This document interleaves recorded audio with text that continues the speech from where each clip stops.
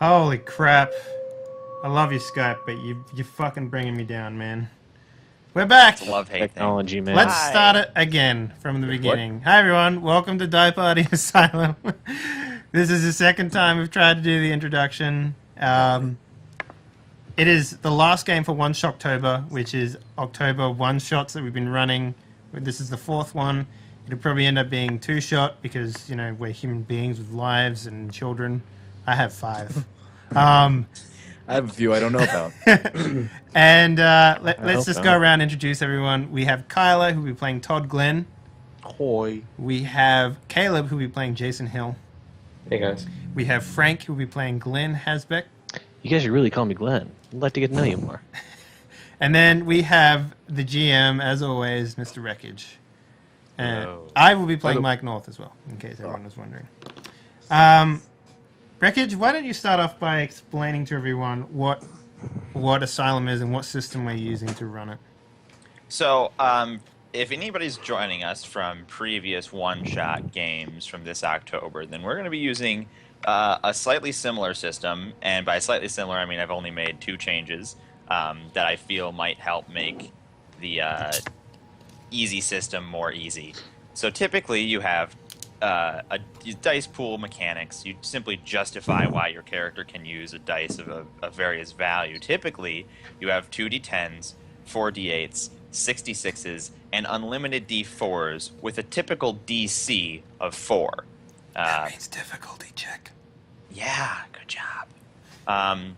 So what I've done to slightly tweak the system, having looked back on previous playthroughs and noticing some problems with my players' psychology, I've added a single that as an d12 to the insult. dice pools as well. So on top of 2d10s, you also have a single d12. Similarly, I'm changing combat mechanics because that was previously a huge dice sink. Yeah. I'm changing it so that only a 1 on a dice roll is a miss, and every other thing is simply determining how much damage you deal in your attack. I've also altered the HP of enemies to reflect that change, but overall I believe that this will bring my players more in line with the dice expenditures that I'm hoping to see from them. Yeah. Uh, Yes, because at the end of House Party, at least anyway, it came down to just like, all right, let's just use all our dice doing damage to this fucking thing, which I won't explain what it is because you should go watch House Party because it's great. House Party is Fucking amazing. thing, man. Fucking thing. Yeah. Yeah. I Fucking was neighbor there. lady. It was great. So Fucking I neighbor lady. guess what we can do now is, if Wreckage agrees, we can go around and introduce our characters. I was going to strongly encourage that Yep. you guys read off your little descriptions. So we were told not much about this game. I assume you can assume a lot based on the name of the game and the background that we've chosen for the game, which is Asylum. So you know you can take something away from that. But we were told to make characters who, for the most part, are ordinary human beings. Frank, why don't you start with your great character? Well, Glenn Halsback is actually based on some who talks like a person I used to know, who was a terrible, terrible individual, but I'm just taking his voice. Glenn Halsbeck is a Honda salesman. He was formerly Saturn, but they went under. He's 39, divorced, really hates his alimony and his ex. He has no kids. He had a vasectomy in his late 20s, doesn't really miss it. He wears lawyerish-looking power suits. He's a little on the skinny side, mouse-colored hair, uses a bit too much product, and has those little minimalist framed fancy-looking eyeglasses. Mentally, he ain't the world's best salesman. He thinks a good salesman is someone who goes out and convinces people they need something. He's a power salesman. He wears power ties. He doesn't really listen to Power what people ties? want or need. I have a few. So he's a high energy, high sales volume, garrulous fast talker. He drinks nothing but Diet Coke and energy drinks. He's always on the edge of a caffeine crash. He's kind of willing to do whatever it takes to sell, survive, and get ahead. He's not really an evil guy. He doesn't really care about hurting people. He's just kind of okay putting himself first. The end. Kyla, why don't you introduce Mr. Todd Glenn for us? Todd Glenn. 2Ds, 2Ns. I like how there's a Glenn first name and a Glenn last name in this game, by the way. Yep. Just Oh, noticed we're that. gonna call your character Glenn. We're gonna call my guy Glenn. Yeah. Yeah. My name is Todd Glenn, but I go with my last name, Chef Glenn. I am the head chef of some restaurant, Wreckage make up a name? Bootylicious. Yes. Um, Bootylicious.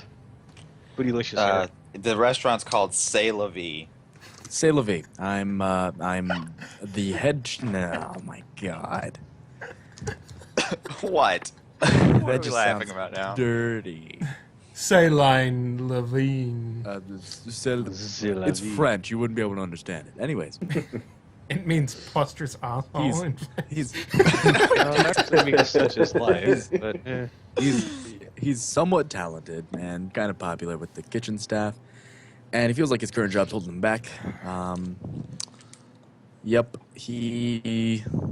I don't know what else. How old has is he? He is 43 years old. Damn. Youngest guy 6 foot playing the tall. oldest guy. I like Exactly. it. 43 years old, 6 foot tall, and 230 pounds. He has a Hispanic. kid named Javier. Oh yeah, he's Hispanic heritage, but he doesn't know Spanish. His kid's name is Javier, and he spends most of his time trying to impress his boss, who isn't letting him change up the menu, and is just making him stick with the classics, even though he really wants to, change up the menu, and that makes his ex-wife want to, keep having to remind him of all of his responsibilities with his son and whatnot. Doesn't really do much. He takes his son out every other weekend and spends the night out at the bar every once in a while. Hasn't been in a serious relationship except since his divorce, but probably wouldn't have time for it anyways, which was a big problem in his last marriage. Yep. Fun-loving guy. I don't know what else to say. That's pretty Alright. solid. That's what you wrote down. Caleb, why don't you introduce us to Oh, Mr. 3.5 Jason- star restaurant. There it is. Mr. Jason Yeah. Hill. Okay, in a so 2.5-star town. Jason is a 22-year-old high school dropout. He has his GED, and he works as a pizza driver. Big difference. Pizza delivery driver. And his life is going nowhere. He plays guitar and writes music. He says it's very to good. express himself, and that's about it. He's not really good at anything, and yeah. I guess I'll go ahead and explain who Mike North is to everyone else. So Mike North is a male nurse. He's about 28 years old. He works odd hours, tries to keep fit during his downtime, which, isn't a lot of downtime. He has a lady friend, but the stress of his job is making it hard to work with. She just doesn't understand his dedication to his job. Wishes he could not need so much sleep and sometimes gets very little. His biggest issue is does not keep a good balance of work and home life. So he's a very dedicated individual to his job, and that reflects poorly on his personal life. And that pretty much sums up Mike North in a nutshell. Okay, My voice sounds a lot like myself. yeah, you could say the so polar now, opposites. guys, this doesn't require anything from your dice pools, Mm-hmm. but I'd like you all to roll a d20 within. Well, I'm gonna need to take off these radical 80s sunglasses So I can see what I'm doing. so I can see exactly what I'm doing. I'm an old person. How do I use the internet? Oh my god. So Let's we're try. rolling a d20. So Is God. this who dies first, or? No, We no, tied no, it at that the was same time. Jacob. Oh, no, Glenn wins. it's okay. Glenn doesn't need to go first. Chef Glenn. Chef Glenn. That's me. Yeah. I need you to Yeah. run me through a day in the life of Todd Glenn. Day in the life of Todd Glenn. Well, he has a real crappy apartment. Not a very good apartment. Surprisingly, chefs at a 3-star restaurant don't make 3.5 star. He likes to remind people of that. It's important. He now Todd Glenn, he's a chef. Yeah, it's true. So he He wakes up fairly early. fairly goes- early. Fairly Um, early. All right. So he wakes up early.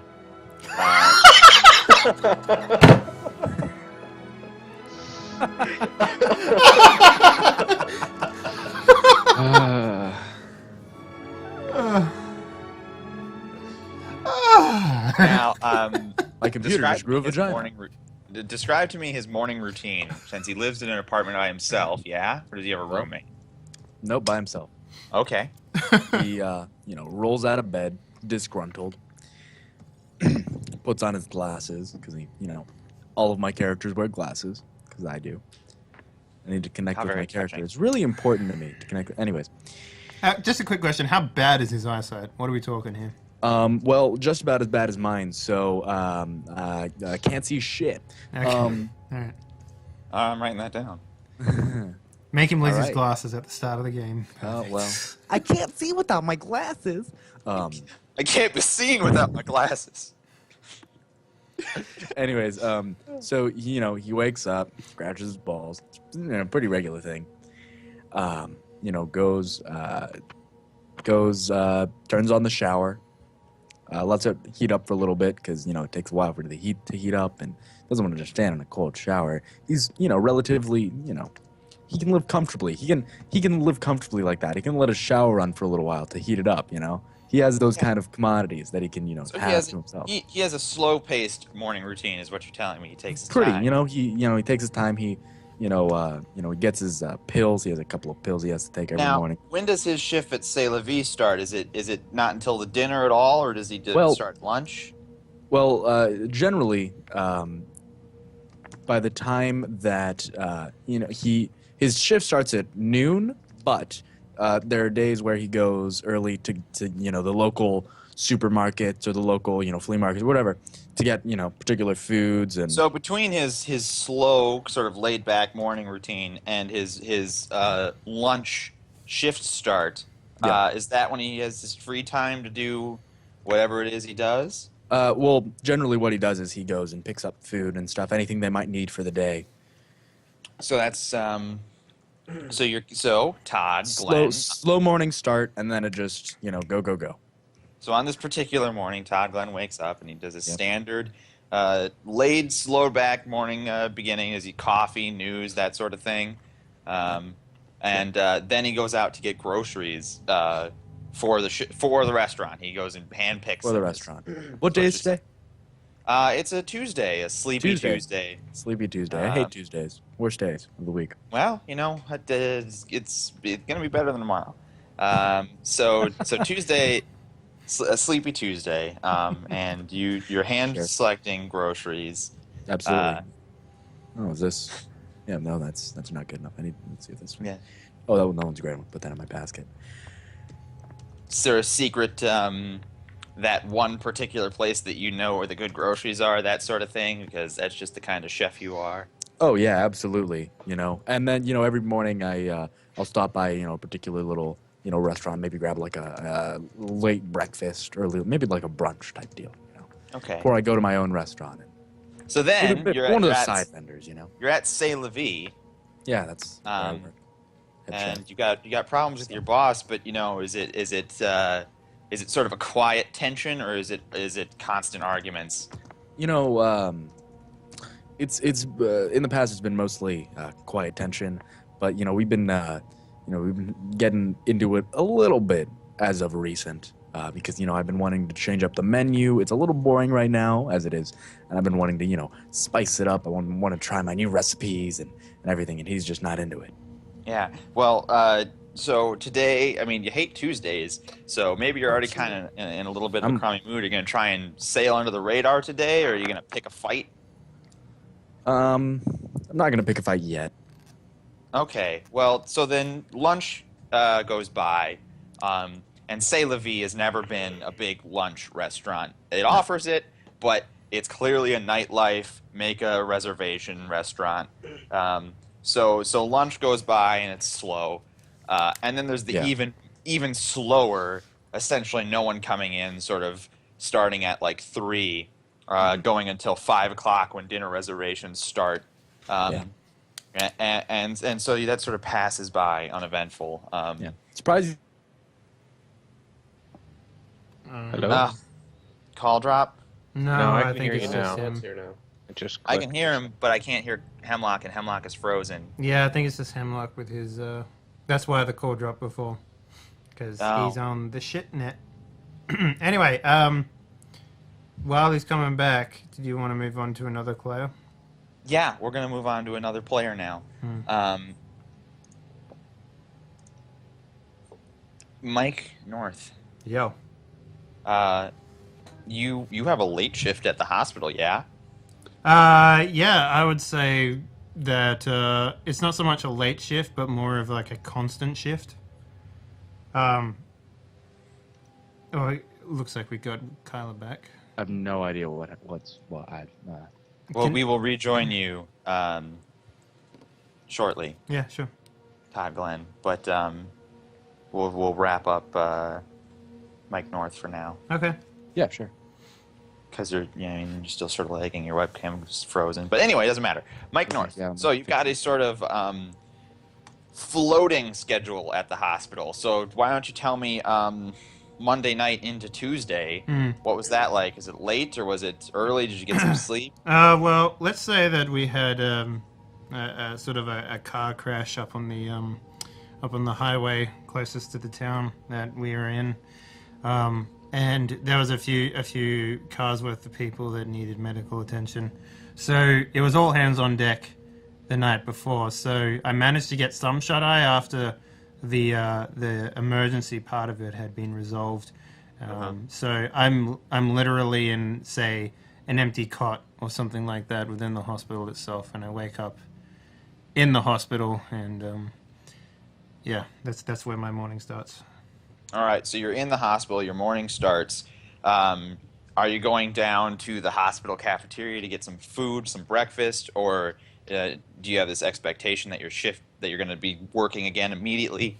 Well, I would clean myself up as much as possible, so I'd make my way down to the locker room probably first and shower, shave, all that sort of stuff, and then I would attempt to get some sort of food in me, but let's be honest, it's cafeteria food, so it's not going to be that great.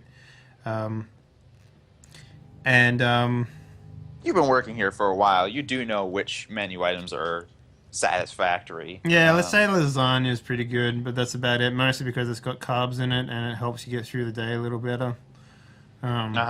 So maybe I request the lunch staff to sort of make me up some of that while I go to the showers or whatever, and come back and I eat that. But yeah, I get back into my shift in the next morning. It's the hospital is understaffed, as most hospitals tend to be. Especially in the nursing area. A lot of people feel like they should be getting paid a lot more money, but especially in America, you're going to have a lot of understaffing problems. Yeah, so there's a lot of that going on at the moment, and we're dealing with the lack of staff and people moving to better opportunities, and yeah, just all hands on deck pretty much all the time. All right, so Mike North, today it's actually kind of a slow day, all things considered, because there's no emergencies.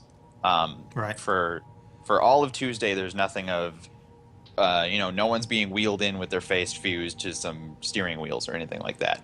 Of course, that was last night. So, maybe you got it out of the way, that sort of thing, or it's not a full moon, whatever sort of superstitions crop up. I was actually literally about to say that. So right. So yeah, it's. I mean, you have to deal with some current patients. You have to turn some fat asses so they don't get bed sores. You have to turn some invalid people so they don't get bed sores. You have to wipe up some people who've shit themselves. But for the most part, it's. That's par for the course. That's an invigorating job. Yeah. A couple people need their meds. It's you're busy the whole day, but nothing frantic, nothing. You're sort of running on autopilot. Yeah. If I could, by the end of the day, I'm trying to get out a little early. I mean, I want to make it up to the lady. You absolutely have that opportunity today, with no emergencies on the horizon, and sort of just like I say, par for the course. The nursing staff in general manages to catch up on their backlog, so to speak. You already slept there last night. Everyone is cool with you going home, and then coming in a little late tomorrow, if you know what I mean. Mm-hmm. So yeah, you can totally go home and spend some time with the missus. Yeah. Yeah, that's what I plan on doing. I mean, I've been pretty absent in the past few days, weeks, months. So any particular plan in that? making it Well, up to her? what I was going to do was, since I don't have a lot of time to prepare anything in advance, I was going to go around and grab a pizza, maybe some flowers, grab a movie, probably one of the raunchier kind. Not a flat out adult film, but something that, both of us could like as a couple and as adults. So, Something like a Titanic Top or Gun's a a classic. yeah. something that has a heavy The romance Naked Gun. plot. Yeah, that doesn't I suck. want to make it up to the ladies, so I'm willing to go through hell and high water, as in watching stupid movies to get to that point. And that's all that I can think of, given how much time and energy I've been spending, setting people's arms and stitching people's faces back together. So Yeah. Really, So Backdoor Sluts 3. Really you romantic. successfully acquire pizza, flowers, and a movie. nice. Add them to your Love inventory. pizza. Hold on. Rephrase that because I heard pizza, flowers, and a movie. What, your Hey, pizza hey, doesn't pizza, grow in flowers, flowers? the best Flowers and a movie. Hey man, you need flowers to make a pizza. That's Hey say babe, that. I got you a movie and some pizza flowers. What's up? They come in these little cones. See, Yeah, it came out of a can at the So vending weird. machine in the hospital, babe. You like Pizza it? flowers are $1 million idea, by the way. Yeah. Like you take one of those pizza bagels. Here, let me run. So the www.com. shaft of the flower, the actual stem, that is a breadstick, right? And then you get like one of those pizza bagels, only slightly bigger, so it sort of looks like a tulip. Sort of guys like the potato skins type thing going on. Like, and then This that's would pizza flour. only ever be applicable in like 1 out of 1 million relationships where pizza is like the driving centrifuge of the relationship.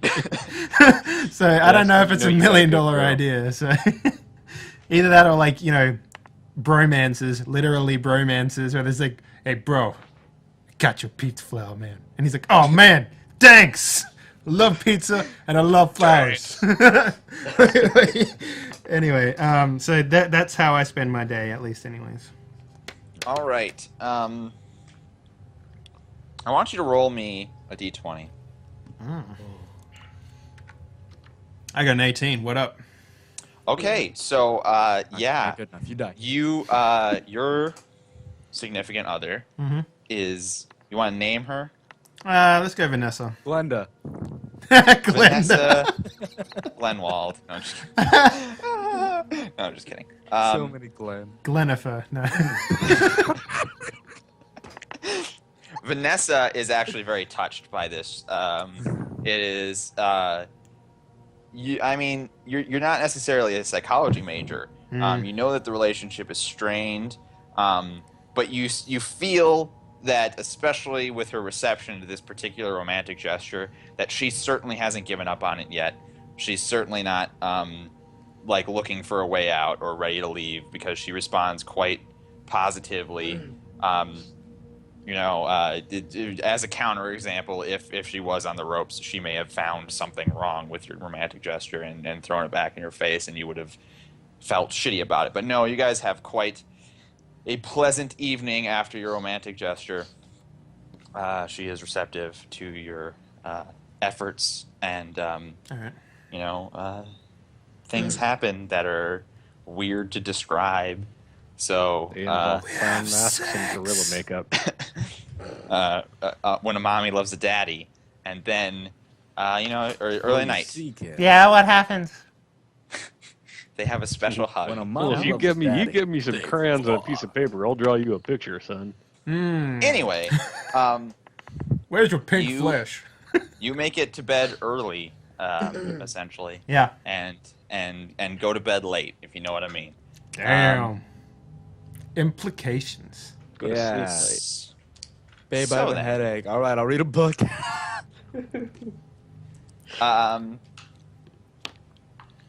Let's return to Todd Glenn and get that out of the way. Sorry. So yeah, the sort of 3 o'clock to 5 o'clock dead space passes. You do whatever you guys have gotten used to doing during that incredibly down time. Perhaps cards. Maybe a lot of people go on their break.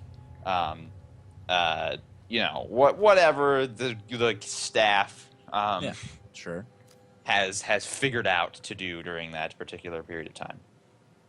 But then dinner comes around, and you've got your reservations rolling in, and you know everything picks up quite quickly. I'd like you to roll me a d20. Oh man, I'm gonna have a terrible day. Hold on. Come on, 1. Oh! Yeah, you get hit by a car. You're paralyzed and blind now. No, he loses his sense of taste. Oh God. Um, Terrible thing for a cook. I've been a chef. I don't think that would really. As long as it looks good. so, I suppose. one of your cooks has been underperforming lately. He's a favorite of the boss. So it doesn't matter that, you know, the fact that he constantly sends dishes out that are undercooked or prepared improperly doesn't particularly matter. But tonight in particular, he's making one of those sort of flame-cooked meals where you intentionally light everything on fire. And he leaves it unattended, and part of the kitchen catches on fire. God damn it, newbie. No, he's not even new.